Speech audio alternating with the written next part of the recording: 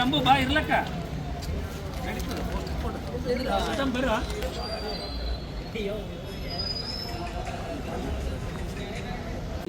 Sir sir ಹೇಳಿ sir. ತಮ್ಮೆಲ್ಲರಿಗೂ ನಮಸ್ಕಾರ. ಮುಂದಕ್ಕೆ ರೈತ ಸಂಘದ ಉಪಾಧ್ಯಕ್ಷ.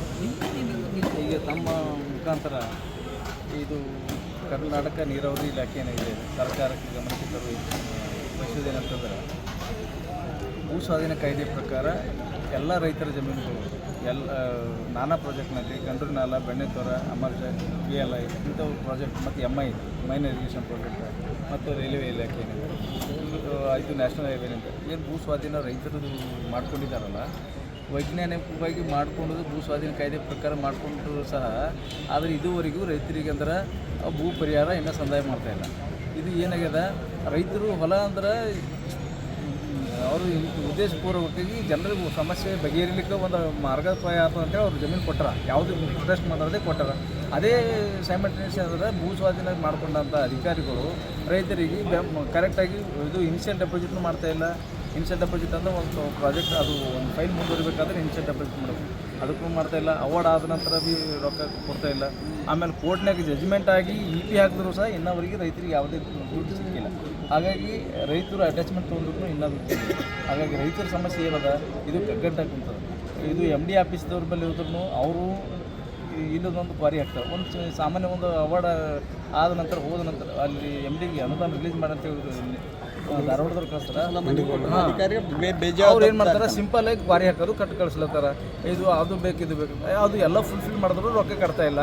ಈ ಒಂದು ಸಂದರ್ಭದಾಗ ರೈತರು ಅಂದ್ರೆ ಭಾಳ ಸಂಕಷ್ಟಕ್ಕೆ ಇಡಲತ್ತಾರ, ಅವ್ರು ಆತ್ಮಹತ್ಯೆ ಮಾಡ್ಕೊಳ್ತಾರೆ. ಕೆಲವೊಬ್ರು ಏನು ಮಾಡಿದ್ರೆ ಅವಾರ್ಡ್ ಆದ ಕೂಡಲೇ ರೊಕ್ಕ ಬರ್ತಾವಂತ ಒಂದು ಸದುದ್ದೇಶದಿಂದ ತಮ್ಮ ಮಕ್ಕಳು ಮದುವೆ ಲಗ್ನ ಆಗಂತೇಳಿ ಮತ್ತೊಬ್ಬರು ಯಾರೋ ಗೌಡ್ರ ಬಲ್ಲಿ ಕುಕ್ಕರ ಬಲ್ಲಿ ಹಿಂಗೆ ರೊಕ್ಕ ತೊಗೊಂಡು ಕೇಸಿದ್ರೆ ಅದು ಸಾಲ ಮಾಡ್ಕೊಂಡು ಮಾಡ್ಯಾರ. ಬಟ್ ಇನ್ನೂವರೆಗೂ ಸಂದಾಯ ಆಗ್ತಿಲ್ಲ ಅವ್ರ ಅಕೌಂಟಿಗೆ. ಹಾಗಾಗಿ ಈ ರೈತರು ಸುಮ್ಮನೆ ಸಾಯ್ತಾ ಇದ್ದಾರೆ. ಆ ರೈತರ ಸಂಕಷ್ಟಕ್ಕೆ ಯಾರೂ ಸ್ಪಂದಿಸ್ತಾ ಇಲ್ಲ.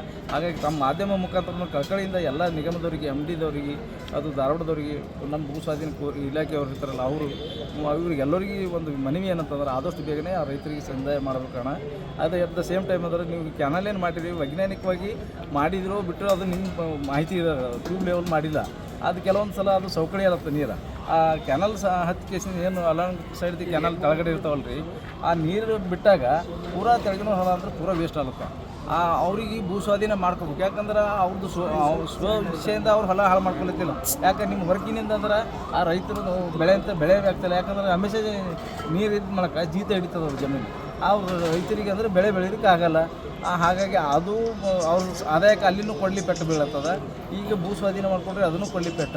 ಹೀಗಾಗಿ ಇವೆಲ್ಲ ಒಂದು ವಿಚಾರಗಳನ್ನು ತಮ್ಮ ಮನಸ್ಸಿನಲ್ಲಿ ಇಟ್ಕೊಂಡು ಸಂದೇಹ ಮಾಡಿರಿ. ಅವರು ಸಂಘದ ಪರಿಹಾರ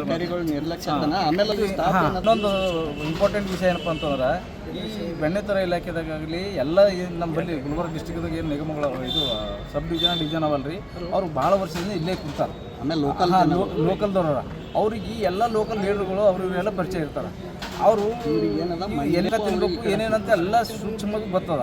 ಈಗ 2 ವರ್ಷ ಆದ ಕೂಡಲೇ 3 ವರ್ಷ ಆದ ಕೂಡಲೇ ಹೋಗೇಬೇಕು. ಆದರೂ ಮತ್ತು MLA MPಗಳು ಮಿನಿಸ್ಟರ್ಗಳದು ಅಥವಾ ಯಾರ್ದೋ ಒಂದು ರೆಕಮೆಂಡ್ ಮುಖಾಂತರ ಇಲ್ಲೇ ಬಂದು ಹೋಗ್ತಾರೆ. ಸಿಕ್ಕಾಪಟ್ಟೆ ಡ್ಯೂಟಿ ಮಾಡ್ಲತ್ತಾರ, ಅವ್ಯವಹಾರ ಮಾಡತ್ತಾರೆ.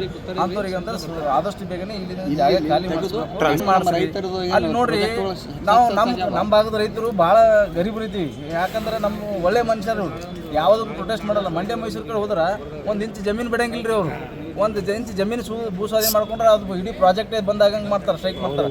ಇಲ್ಲಿ ನಮ್ಮ ಉದಾರವಾದ ನಮ್ಮ ರೈತರ ಈ ರೈತರಿಗೆ ಸಂಕಷ್ಟಕ್ಕೆ ಪರಿಹಾರ ಸೂಚಿಸ್ರಿ, ಅವರಿಗೆ ಹಣ ಸಂದಾಯ ಮಾಡಿ ಅಂತ ಕೇಳ್ಕೊತೀವಿ. Okay sir.